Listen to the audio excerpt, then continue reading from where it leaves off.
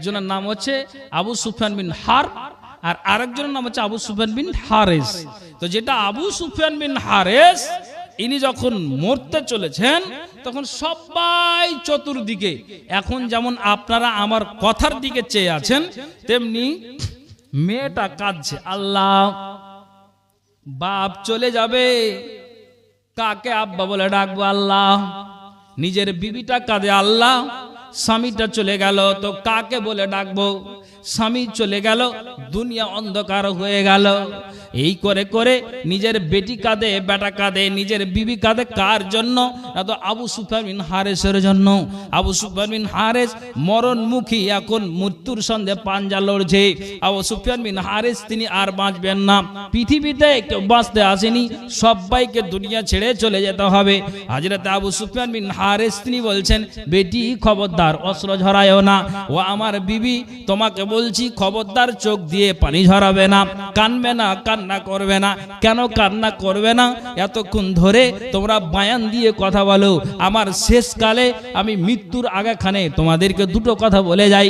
কথাটা হলে এটাই যে আমি মরে যাব, আমি তো আর বাঁচব না। তো শুনো, আমি যেদিন থেকে ইসলামটাকে, যেদিন থেকে আমি আমার দিন রসুলের দিনটাকে, আল্লাহর দিনকে, আল্লাহর কোরআনকে, আপনার ঠিক রাসূলের হাদিসকে যেদিন থেকে মেনে নিয়েছি, যেদিন থেকে ইসলামে প্রবেশ করেছি, সেই দিনের পর থেকে নিয়ে এখন পর্যন্ত আগে আমার যা হয়েছিল তা হয়েছিল, কিন্তু ও আমার বিবি কান খোলো শোনো, ও আমার বেটিরে কান খোলো শোনো, আমি এতদিন ধরে ইসলামে পদার্পণ করে আছি। কতদিন ধরে?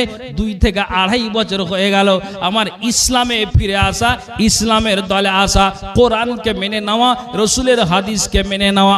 অতএব কান খুলে শুনো বেটি ও আমার বিবি, আল্লাহে আল্লাহর কসম খেয়ে বলছি, আমি আজ পর্যন্ত নবীর দিনকে, আল্লাহর কোরআনকে মেনে নেওয়ার পরে বিন্দু মাত্র আমার দ্বারা দিয়ে গুনাহ হয়নি।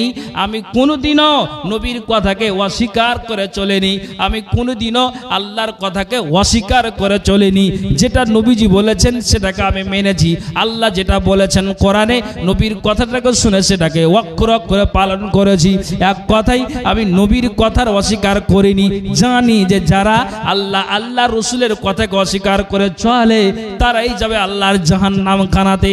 কাজেই শোনো, আমি 2 থেকে 2.5 বছর হয়ে গেল ইসলামে আসা, তো আমি এতদিন পর্যন্ত আমার এটা বিশ্বাস যে আমার দ্বারা দিয়ে অন্যায় কাজ হয়নি, আমার দ্বারা দিয়ে পাপের কাজ হয়নি, কোনো কথাকে আমি অস্বীকার করে চলিনি। কিন্তু আমি মরে যাওয়ার পরে নিশ্চিত আমি জান্নাত যাবই যাব, পাবোই পাবো। অতএব আমাকে নিয়ে তোমরা খবরদার ভাবনাটা ভাববে না।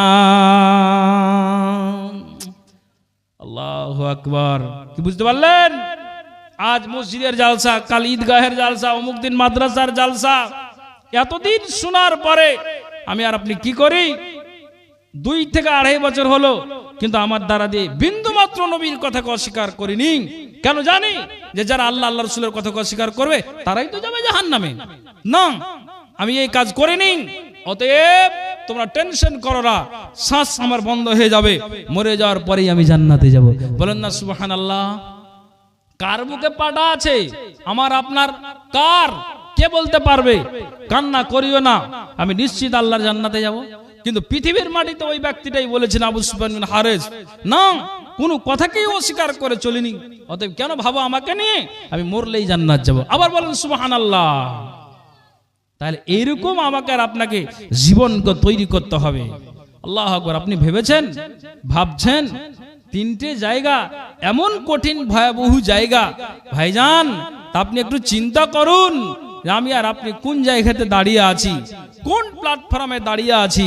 আল্লাহ আপনি একটু দেখেন যে আমরা আজকে যেন দিন আর রাত আমরা এই সবগুলোকে যে আমরা শরীয়তি বিধানকে যে অস্বীকার করে চলে যাচ্ছি, একটুকু আমার আর আপনার মাথায় খেয়াল হয় না, মগজ হয় না যে হ্যাঁ আমি এই রকম করে যদি দিন আর রাত কাটাই তাহলে কিয়ামতের দিন আমাকে জাহান্নামে যেতে হবে?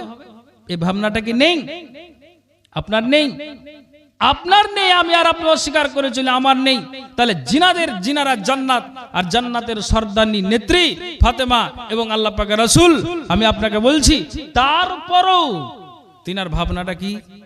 রসুল বলছেন, বেটি তুমি শোনো, একটা কথা জেনে রাখো, আমার সম্পত্তি থেকে যতগুলি মাল পাও ওয়ারিস মূলে মালগুলিকে দিয়ে দেওয়া হবে। যদি আরো কিছু দেওয়া যায় তো দেওয়া যাবে, কিন্তু যদি তুমি কোনো কথাকে অস্বীকার করে চলে, কিয়ামতের দিন এটা যদি তোমার ধরা পড়ে যায়, তাহলে তোমার বাপ নবী হতে গেলেও তোমাকে জাহান্নাম থেকে বাঁচাতে পারবে না। তোমাকে কিয়ামতের দিন কঠিন আপনার দিন থেকে তোমার বাপ নবী হতে গেলেও তোমাকে বাঁচাতে পারবে না। ওরে বেটি তুমি শোনো, তিনটি এমন একটি ভয়াবহ জায়গা আছে, এটাকে সদা সর্বদা মনে রাখবে। সেটা হলো কি, পুলসেরাত মিজান পাল্লা এবং ডান আর বামে হাত আমলনামা। নবীজি বলছেন, বেটি শোনো, কিয়ামতের দিন যেদিন মানুষেরা সারিবদ্ধ দাঁড়িয়ে থাকবে, ওই দিন বেটি যদি তোমার একটা নেকির কারণে যদি তোমার ডান হাতে না গিয়ে বাম হাতে আমলনামা চলে আসে, সেদিন তুমি বাপ বলে চিৎকার করলেও তোমার বাপ বাঁচাতে পারবে না। যেদিন পুলসেরাতকে পার করা হবে বেটি শোনো, যদি তোমার নেকির কমতির কারণে যদি পার না হতে পারো, তাহলে সেদিন তোমার বাপের দোহাই দিয়ে চেষ্টা করো, সেদিন পারবে না বেটি। আর একটা জেনে রাখো, নেকি আর বদিকে যেদিন ওজন করা হবে কিয়ামতের দিন, ওই দিন নেকি আর বদিকে ওজন করার পরও যদি একটি নেকি যদি কমে যায়, তোমার গুনাহ যদি ভারী হয়ে যায়, তাহলে এটা তুমি মাথায় রাখো, তোমার বাপ নবী হতে গেলেও তোমাকে বাঁচাতে পারবে না। আপনি বলুন, যিনি জান্নাতের নেত্রী কে? ফাতেমা। আর এই তো আখেরি নবী, যাদের কোনো বালাই নেই, তারপরে কথাটা কি? তা আমার আপনার মগজে কেন আসে না ভাবনা? এটা জেনে নিতে হবে যে আমার আপনার ভিতরে ঈমানের দুর্বল। একটু কি ভেবেছেন? আল্লাহ পাকের রাসূল তিনি নিজেই বলছেন, ভাইজান একটু ধৈর্য লাগবে। তিনি যে বলছেন, হযরত আবু হুরায়রা থেকে হাদিস বলেন, উনি বলছেন, মা রাসূলুল্লাহ সাল্লাল্লাহু আলাইহি ওয়াসাল্লাম, একদিন আমরা রাসূলের সাথে ছিলাম, দেখলাম কি ইজ সামিয়া ওয়াজবাতান, হঠাৎ করে উপর থেকে একটা নিচের কোনো পতনের শব্দ শুনতে পাওয়া গেল। ওই আওয়াজটা যখন শুনতে পাওয়া গেল, তখন রাসূল বলছেন, সাহাবীরা শোনো, এটা কিসের একটা আওয়াজ হলো, কিসের একটা শব্দ হলো? এই আওয়াজটা, এই শব্দের ব্যাপারে কি তোমরা বলতে পারবে? এই ব্যাখ্যাটা কি তোমরা দিতে পারবে? আওয়াজটার ব্যাপারে কি তোমরা বলতে পারবে? সমস্ত সাহাবা বর্গরা বললেন, কুল্লা আল্লাহু ওয়া রাসূলুহু আ'লাম। আল্লাহ পাকের রাসূল, এটা আওয়াজ কিসের হলো, এই শব্দটা কিসের হলো, এটা আল্লাহ এবং আল্লাহ রাসূল ভালো জানেন, আমরা এর ব্যাপারে বলতে পারবো না। তখন নবীজি বললেন, সাহাবীরা শোনো, কালা হাজা হাজারুন, এটা হলো একটি পাথর, এটা পাথর। এই পাথরটাকে জাহান্নাম খানাতে কি করা হয়েছিল? মুনজু সাবঈনা খারিফান, যেই পাথরটাকে 70 বছর আগে জাহান্নাম খানাতে নিক্ষেপ করা হয়েছিল। নবীজি বলছেন, যেই পাথরটাকে 70 বছর আগে জাহান্নাম খানাতে নিক্ষেপ করা হয়েছিল, ওই পাথরটা 70 বছর পরে জাহান্নামের তলায় গিয়ে পৌঁছেছে। ফাসামিতু ওয়াজবাতাহা, তাই তোমরা এটা একটা পাথরের আওয়াজ শুনতে পেয়েছো। সাহাবীরা বললেন, কারা যাবে এই জায়গাতে? কারা? যারা নামাজকে ত্যাগকারী, রমজান মাসের সিয়ামকে ত্যাগকারী, যাকাতকে যারা ত্যাগ করে, অস্বীকার করে, যারা আল্লাহ ধন দিয়েছে, মাল দিয়েছে, আল্লাহ হজ্জের তরফে হজটা আদায় করলো না, এরা যাবে জাহান্নামে। শুনে রাখো, যাদের খাসলাতি চাল, মুনাফিক মুশরিক, যারা এইরকম করে আল্লাহর দিন আর রাত যারা কাটে, তারা অস্বীকার করে চলে যায়, অস্বীকার করে চলে যায়। শুনে রাখো, আল্লাহ তাআলা বলছেন যে অবশ্যই ওই ব্যক্তিদেরকে ওই জাহান্নাম খানাতে নিক্ষেপ করা হবে। সুবহানাল্লাহ। আপনি চিন্তা করে দেখেন তো, যে আজকে আমরা কোন জায়গাতে দাঁড়িয়ে আছি, কোন প্ল্যাটফর্মে আমরা দাঁড়িয়ে আছি। এ ভাইজান আমার, এ বাপজিনা আমার, এ ডাঙ্গি গোপালপুরের মানুষরা একটু কান খুলে শুনবেন তো। আমি আপনাকে বলি, সেই কথাটা নয়, নবী মুহাম্মদুর রাসূলুল্লাহ পরম সাল্লাল্লাহু আলাইহি ওয়াসাল্লাম তিনি হাদিসের ভিতরে এক এক করে উল্লেখ করে দিয়েছেন। তখন আপনি বলবেন যে শোনো মাওলানা সাহেব আপনি একটা অপশন দিন, অফারগুলো দিন, যে কি করে ওই এরকম আপনার নোংরা জায়গা থেকে, এত কঠিন ভয়াবহ জায়গা থেকে কি করে বাঁচা যায়। আল্লাহ পাকের রাসূল বলছেন শুনে রাখো, অস্বীকারকে ত্যাগ করো, যেটা আল্লাহ বলেছেন সেটাকে গ্রহণ করে নাও, আর যেটা নিষেধ করেছে সেটাকে তোমরা ছেড়ে দাও। ছেড়ে দিতে গেলে যেরকম ছেড়ার কাজ ছাড়ার কাজ ওগুলোকে যদি ছেড়ে দেওয়া যায় তাহলে নিশ্চিত আমার আপনার কিয়ামতের দিন প্রতিফলটা ভালো আছে। যেমন আল্লাহ পাক রাসূল বলছেন বাঁচবে তো তিনটি কথা সদা সর্বদা তোমরা খেয়াল রাখবে। নবীজি বলছেন যে 3 শ্রেণীর চক্ষুকে জাহান্নামের আগুন স্পর্শ করবে না। এটা যদি তোমরা মেনে নাও তো অবশ্যই ওই চক্ষুকে জাহান্নামের আগুন স্পর্শ করবে না, আর যদি অস্বীকার করো তাহলে চলে যেতে হবে জাহান্নামে। বাস দুটো রাস্তা। তো কি, যেমন আপনাকে বলি, আজ আপনি দেখেন তো সারা বিশ্ব জুড়ে মুসলিমের দুর্দশা। কোনো মানুষ যদি কি করে, আল্লাহ পাকের রাসূল বলছেন দিনকে বাঁচানোর জন্য ব্যক্তিটা যদি রাত জাগরণ হয়ে থাকে, তাহলে ওই আল্লাহর রাস্তাতে যদি ওই ব্যক্তিটা রাতটাকে জাগরণ করে থাকে, চোখের পাতাকে বন্ধ করে নাই, তাহলে এই চক্ষুকে জাহান্নামের আগুন স্পর্শ করবে না। যেহেতু এটা দিনের জন্য জাগরণ হয়েছে, কোনো পার্টির জন্য নয়, তৃণমূল কংগ্রেস বিজেপি আরএসপির জন্য নয়, এটা দুনিয়ার কোন নেতার স্বার্থ নয়, একমাত্র শুধু জাহান্নাম থেকে বাঁচার জন্য, কবর থেকে বাঁচার জন্য ওই ব্যক্তিটা এই কাজ করেছে। ওই চক্ষুকে জাহান্নামের আগুন স্পর্শ করবে না। 2, নবীজি বলছেন যে আপনি এত বড় বড় পাপ করে দিয়েছেন, এত বড় আপনি ভুল করে দিয়েছেন, এত বড় বড় আপনার দ্বারা দিয়ে পাপ হয়েছে, বয়সটা আপনার কত না তো 40 এবং 50 বছর হয়ে গিয়েছে। আপনি ওই বয়সে তখন আপনার চিন্তা আসলো, আল্লাহ আমি কি করে পাপগুলোকে ঝরাতে পারি, আমি কি করে আমার গুনাহগুলোকে গা থেকে নামিয়ে দিতে পারি। নবীজি বলছেন মানুষ সবাই ঘুমিয়ে আছে, তুমি উঠে যাও, আর উঠে গিয়ে সুন্দর করে ঠান্ডার মৌসুমে উজুটাকে বানিয়ে নাও, যদি পারো তাহলে বাড়ির কোনো একটা রুমে তুমি মুসাল্লাটাকে বিছিয়ে দাও। আর যদি তুমি মনে করো যে আমি মুসাল্লাটাকে বাড়িতে না বিছিয়ে দিয়ে আমি মসজিদে চলে যাব, আর ওখানে গিয়ে আমি আল্লাহর কাছে কাটা করব, রাসূল বলছেন যদি ওই ব্যক্তিটা কি করে আল্লাহর ভয়ে আল্লাহকে ডাকতে ডাকতে ডাকতে ডাকতে যদি চোখের কোণা দিয়ে আল্লাহর ভয়ে এক ফোঁটা অশ্রু যদি তার চলে আসে, একটা ফোঁটা জল যদি তার বয়ে যায়, রাসূল বলছেন ওই ব্যক্তিকে, ওই শ্রেণীর চক্ষুকে জাহান্নামের আগুন স্পর্শ করবে না। বলেন সুবহানাল্লাহ। কয়টা চক্ষু হলো? কয় শ্রেণী হলো? কয় শ্রেণী হলো জি ভাই? 2। তার মানে আপনারা শুনছেন জি ভাইজান? হ্যাঁ ইনশাআল্লাহ আমি আমার মেন জায়গাতে যাচ্ছি। 2 হলো। 3 নম্বরে নবীজি বলছেন এটা খুব ভাইটাল, এটা থেকে বাঁচা খুব কঠিন হয়ে যায় যুবকদের, তো এটা সাবধান। কি, জাহান্নাম থেকে বাঁচতে গেলে এই কাজটা করুন। কি কথা? নবীজি বলছেন কোন একটা যুবক ছেলে এখান থেকে বাইকে কিংবা সাইকেলে কোথায় যাই না তো ভাটল যাই, ভাটল থেকে কোন একটা রমণী ওখান থেকে বাইকে কিংবা সাইকেলে কিংবা হেঁটে আপনার স্কুল থেকে বাড়ির দিকে আসে, একটা যুবক যায় আর ওখান থেকে একটা যুবতী নারী বাড়ির দিকে রওনা দেয়।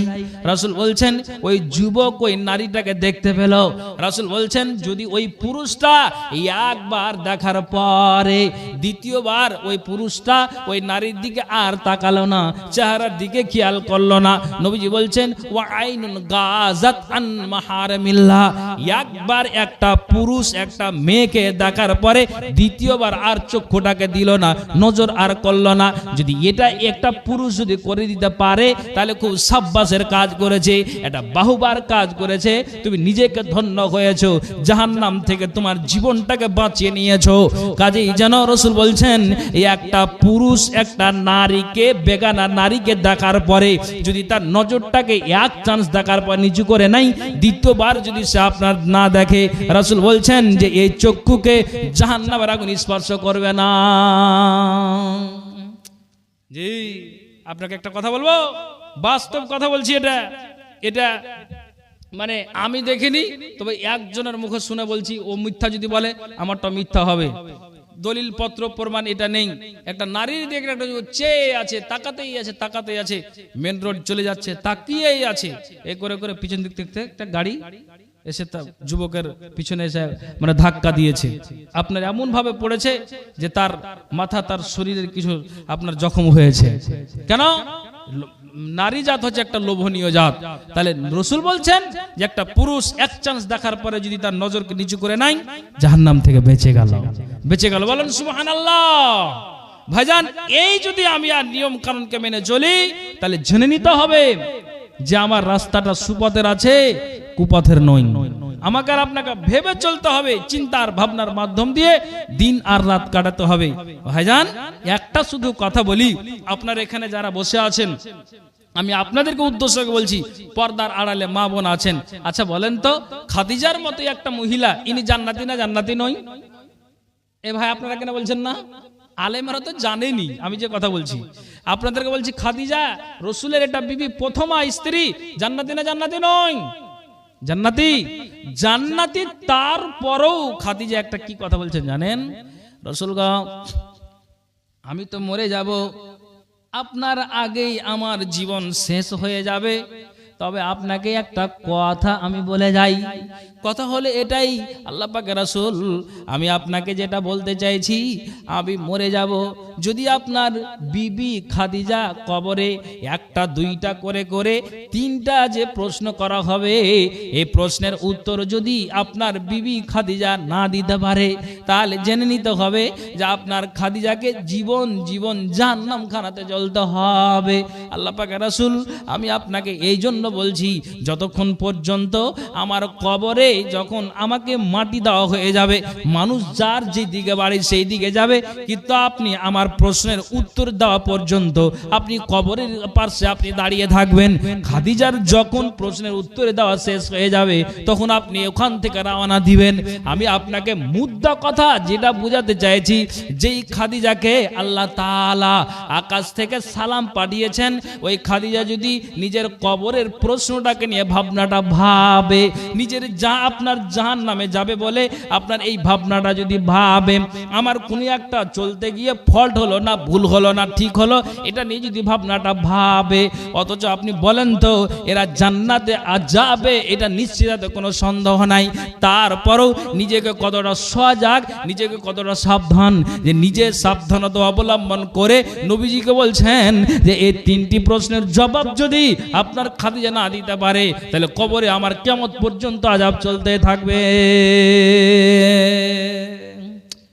এবার আপনি বলুন, দিন আর রাত আমার আর আপনার দ্বারা দিয়ে অস্বীকার হচ্ছে, শরীয়তে বিধানকে আমি উল্টা করে চলি, আমি কথাগুলিকে আমি মেনে দিতে পারি না, তাহলে আপনি এখান থেকে আপনি মগজে উঠান তো কথাটা যে ইনার কথা আর আমি আর আপনি কিভাবে দিন আর রাত কাটাচ্ছে, আর আমার কথাটা আপনি ভাবুন। আপনাকে ভাবতে দিলাম। ভাই, পৃথিবীতে কেউ আমরা বাঁচতে আসেনি। আল্লাহু আকবার। আপনাকে বলবো, আমার না আপনাদের ওটা কিষানগঞ্জ জেলায় বিহারের মাটির একটা কথা বলছি, গ্রামটার নাম কি স্মরণে আসে না। উনি বলছেন, এটা হাদিসের কথা নই, দুনিয়ার কথা বলে যদি আপনার মগজে উঠে যায়, উনি বলছেন যে আল্লাহ, আমার 4টা সন্তান আছে, তো আমার 4টা সন্তান 5 ওয়াক্ত নামাজ জামাতের সহিত আদায় করে। লোকটা হজ করে এসেছেন, তিনি হাজি হয়েছেন, তিনার বিবিও তিনার সঙ্গে গিয়ে হজটা করে এসেছেন, 5 ওয়াক্ত নামাজ স্বামী স্ত্রী আদায় করে, 4টা সন্তানকে এমন ভাবে আদর্শ করে তুলেছে, তারা আজান হতে গেলেই মসজিদে চলে যায়। কোনো যদি আপনার আর মুসাল্লি না আসে, ওই 5 জন বাপ আর বেটা মিলে মসজিদে জামাত হয়ে যায়। কতটা নিজের বাড়িটাকে আপনার যেন শৌখিন করে তুলেছে দিনের দিক দিয়ে। তা আমি আপনাকে একটা কথা বলি, যে ওই নিজের ওই হাজি সাহেব একটা বৌমাকে দেখতে গিয়েছে, আর সর্বপ্রথম বলছে, আগে বলো তো তুমি কতটুকু, তুমি গ্রাজুয়েট পাস করেছো না করনি, ওটা আমি দেখতে যাব না। তোমাকে আমি বলছি যে তুমি কোরআন মাজিদ পড়েছো না পড়নি, ওটা আমি দেখতে যাব না। শুধু আমার একটাই কথা, যে আমাকে তুমি এই কথাটার জবাব দাও তো, যেদিন থেকে তোমাকে আল্লাহ জ্ঞান দিয়েছে, যেদিন থেকে তোমার নামাজ ফরজ হয়েছে, সেই দিনের পর থেকে নিয়ে এখন তোমার বয়স 18 প্লাস হয়ে গেল, তুমি বলো তো তুমি নামাজটাকে পড়ো কি পড়ো নাই? যদি নামাজ পড়ো তো বউ বানাবো, নামাজ না পড়তে গেলে আমি তোমাকে বউ বানাতে পারবো না। কেন বলে দিয়েছেন ইসলাম, আমি সেই শরীয়ত অনুযায়ী চলতে চাই, আমি এই কাজ করতে পারবো না। কি বুঝতে পারলেন? এক কথাই আখিরাত যেন বরবাদ না হয় তার জন্য। ভাইজান আমার, আমি আর আপনি কোন জায়গাতে দাঁড়িয়ে আছি, তাহলে এখান থেকে আপনি শিক্ষা কি বললেন? মা বোন, আবারও আপনাদেরকে কথা বলছি যে আপনারা মানে কোন মা বোন হয়তো পিছনে দাঁড়িয়ে আছেন, বা যারা যে মায়েরা পিছনে দাঁড়িয়ে আছেন বা পরে এসেছেন ওনারা হয়তো দাঁড়িয়ে আছেন, সামনে অনেক জায়গা ফাঁকা আছে, ফাঁকা আছে আপনারা, আমি তো দেখতে পাচ্ছি না। ও হ্যাঁ হ্যাঁ, আমি তো দেখতে পাচ্ছি না। তো আপনারা নিজে নিজে একটু জায়গাগুলো দেখেন। এর আগে বললাম পিছনের মা বোন হয় সাইড দিয়ে দেন, সামনে আসার সুযোগ করে দিন, আর না হয় আপনি একটু এগিয়ে গিয়েছে পিছনের মা বোনদের বসার সুযোগ করে দিন। মা আমার, খালা আমার, আমি এটা অনুরোধ করে বলছি। তো ভাইজান আমি লম্বা করছি না, কথা হলো এটাই যে হ্যাঁ এখানে যে চিঠিটা এসেছে, যেটা আমি বলেছি আমাকে দুটো কাজ করতে হয়।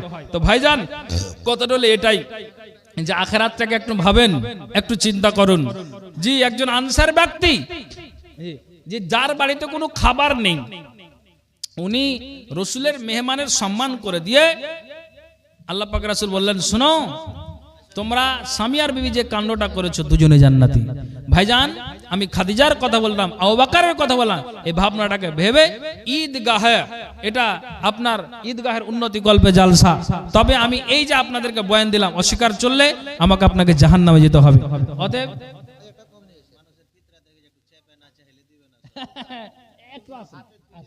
জি জি জি, দাদা আসেন, প্রথম দানটা এসেছে ভাই আমার, আপনি এক সপ্তাহ পরে দেন, কিন্তু ঘুরাই না দাদা, আপনি 5,000 টাকা করেন। কত পারবেন? কত পারবেন বলে? পারবে না?